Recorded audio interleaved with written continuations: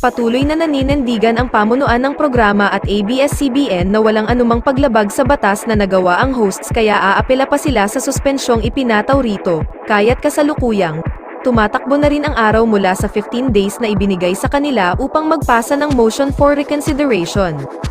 Sa kabilang banda, hindi rin magbibigay ng public apology si Vice Ganda para sa MTRCB o sa mga manonood, paminsan pa nga ay naisasama pa niya ito sa mga pabirong hirit niya.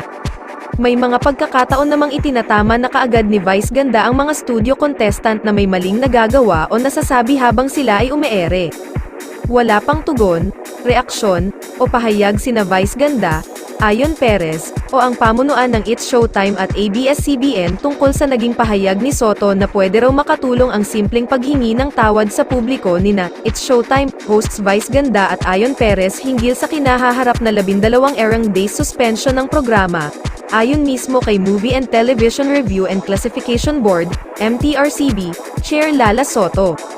Sa panayam sa kanya ng isang lokal na pahayagan, natanong umano ang MTRCB Chair kung mababago ba ang pasya ng board sa suspensyon ng show, kung sakaling magsasabi ng sorry ang magjowa, kaugnay ng pagkain nila ng cake icing sa segment na Isip Bata, na naging dahilan upang kumilos ang ahensya at maungkat ang iba pang umano'y reklamo ng viewers at netizens sa nabanggit na noontime program.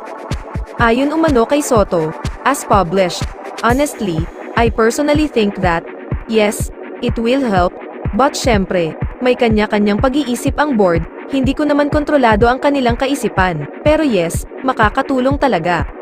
Matatandaang nagsagawa ng public apology ang IT host na si Wally Bayola matapos makatanggap ng notice ang programa dahil sa nasambit niyang malutong na mura, habang nasa Sugod Bahay segment, inutusan nga si Vice Ganda na mag-public apology para umano sa ikabubuti ng lahat.